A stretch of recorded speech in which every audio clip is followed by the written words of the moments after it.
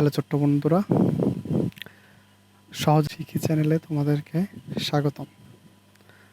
আমরা আজকে পঞ্চম শ্রেণীর প্রথম যে অধ্যায় আছে বৈচিত্র্যময় বাংলাদেশ, এইটার যে প্রশ্নগুলো আছে, যেহেতু সামনে পরীক্ষা চলে আসছে, তাই আমরা এই অধ্যায়ের যে প্রশ্নগুলো আছে এগুলো একটু ক্লিয়ার করব। চলো শুরু করা যাক। আচ্ছা, অর্থ জেনে নেই। এই অর্থগুলো তোমরা সুন্দর করে পড়বে। তাহলে শুরু করি। প্রথমে আছে উদযাপন, অর্থাৎ পালন। এগুলো মনে রাখার জন্য তোমরা চেষ্টা করবে আমরা কি করি। উৎসব, তারপরে বিভিন্ন ধরনের সাম্প্রদায়িক যে অনুষ্ঠানগুলো আছে, যেমন দুর্গাপূজা, তারপর ঈদ, তারপর হচ্ছে তোমার পহেলা বৈশাখ, এগুলো কি করা হয়? পালন করা হয়, উদযাপন করা হয়। তাহলে উদযাপন অর্থ হচ্ছে পালন করা। ক্ষুদ্র জাতিগোষ্ঠী, আলাদা সাংস্কৃতিক বৈশিষ্ট্য সম্পন্ন সম্প্রদায়। অর্থাৎ ক্ষুদ্র জাতিগোষ্ঠী বলতে বোঝায় চাকমা আছে, মারমা আছে, সাঁওতাল আছে, এদের সাংস্কৃতিক বৈশিষ্ট্য হচ্ছে আলাদা। তো ক্ষুদ্র জাতিগোষ্ঠী অর্থ হচ্ছে আলাদা সাংস্কৃতিক বৈশিষ্ট্য সম্পন্ন সম্প্রদায়। তো আছে এরপর আছে জীবিকা নির্বাহ, অর্থাৎ জীবনযাপন। ট্র্যাক্টর, চাষের কাজে ব্যবহার করা হয় এমন যান্ত্রিক লাঙল। বৈচিত্র্য, নানান ধরন। বৈচিত্র্য অর্থ হচ্ছে নানান ধরন, মানে বিভিন্নতা। স্বাচ্ছন্দ্য, আরাম বা স্বস্তি। হাঁড়িকুড়ি আছে, হাঁড়িকুড়ি হচ্ছে হাঁড়ি বা কলসি ইত্যাদি, একসাথে হাঁড়িকুড়ি বলা হয়।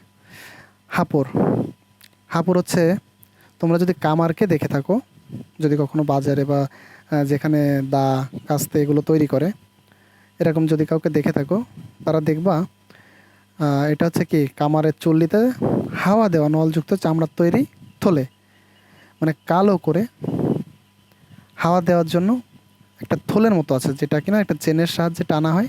টানলে ওতে হাওয়া ঢোকে এবং সেটা যখন ছেড়ে দেওয়া হয় তখন ওই হাওয়াটা বের হয়, বা এরকম আর কি। তো এতে আগুনটা চলতে থাকে। তাহলে এরপর কি আছে? বর্ণ সাজিয়ে শব্দ লিখি।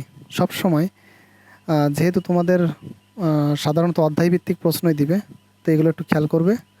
বর্ণ সাজিয়ে সবসময় প্রশ্ন পড়ার আগে বা উত্তর দেওয়ার আগে যতবার পারো তুমি উপরের জিনিসটা দেখে কনফার্ম হয়ে নেবা যে আসলে কি দিয়েছে। বর্ণ সাজিয়ে শব্দ লিখি। তাহলে কি আছে? মি, জন্ম, ভূ। তাহলে তখনই তোমার মাথায় চলে আসবে যে এই যে এমন কোনো শব্দ তুমি বানাবা না যেটা হয় না, যা কখনো তুমি শোনোনি। দেখো, জন্মভূমি, এরকম শব্দ তুমি শুনেছো যেহেতু তুমি ফাইভে পড়ো। তো জন্মভূমি। রিক, এখানে কি আছে? রিক্সা, রিক্সা বলে কোনো শব্দ তুমি এখনো শোনোনি। তো রিক্সারি, রিক্সা রি। তৈরফলা আগে আছে, চি বৈজফলা। তাহলে কি? বৈচিত্র্য। সম্প্রীতি, জাতি গোষ্ঠী। একটু সুন্দর করে রিভাইজ দেবা। জন্মভূমি, রিক্সারি, বৈচিত্র্য, সম্প্রীতি, জাতিগোষ্ঠী। এরপর কি আছে? শব্দ নিয়ে খালি জায়গায় বসায়, তাই না? তো সবার আগে এই শব্দগুলো বসানোর আগে, ড্যাশ পড়ার আগে সবসময় চেষ্টা করবা এইটা একটু পড়ে নেওয়া। তাহলে কি আছে? সাংরাই আছে, রেল লাইন আছে, উৎসব, জীবিকা, সমৃদ্ধ। এইটা থেকে আমাদের এখানে বসাতে হবে। তো এ দেশে আছে নানা ধরনের, যেহেতু আমরা এই শব্দগুলো আগে পড়েছি সেহেতু আমরা এখানে বসাতে পারবো। এ দেশে আছে নানা ধরনের কি উৎসব, তাই তো? বৈচিত্র্য আর ভিন্নতায় ড্যাশ করেছে দেশকে, এই বৈচিত্র্য আর ভিন্নতায় সমৃদ্ধ করেছে দেশকে। ড্যাশ ধরে চলে রেলগাড়ি, রেলগাড়ি নিশ্চয়ই রেল লাইন ধরে চলে, তাহলে রেল লাইন ধরে চলে রেলগাড়ি, তাই না? রাখাইনদের রয়েছে ড্যাশ আর চাকমাদের বিজু উৎসব। তার মানে যেহেতু একটা উৎসবের নাম বলেছে, চাকমাদের হচ্ছে বিজু, তাহলে রাখাইনদের কি রয়েছে? রাখাইনদের রয়েছে সাংরাই। মানুষ যে ধরনের কাজ করে ড্যাশ নির্বাহ করে, কি নির্বাহ করে? মানুষ কাজ দিয়ে নিশ্চয়ই জীবিকা নির্বাহ করে, সেই কাজকে তারা তার পেশা বলে। মানুষ যে কাজ করে জীবিকা নির্বাহ করে তাকে পেশা বলে। অর্থাৎ কি এখানে কি হবে? জীবিকা। এখন এই প্রশ্নগুলো তোমরা ছোট ছোট্ট বন্ধুরা একটু মিলাই নিও। বাংলা ছাড়া বাংলাদেশে আর কোন কোন ভাষার মানুষ কথা বলে? চাকমা আছে, ওদের নিজস্ব ভাষা আছে। মান্দি আছে, ওই যে ভাষার নাম। গারোদের ভাষা আছে, মানে যত যে গোষ্ঠী আছে তোমার নৃগোষ্ঠী যারা আর কি, তাদের নিজস্ব ভাষা আছে, সেসব ভাষাগুলো দিবে। দেখবা কি এইখানে যে রিডিংটা আছে, এই যে এইটা একটু পড়বা, এইটার ভিতর পেয়ে যাবে বাংলাদেশে কি কি উৎসব উদযাপন করা হয়।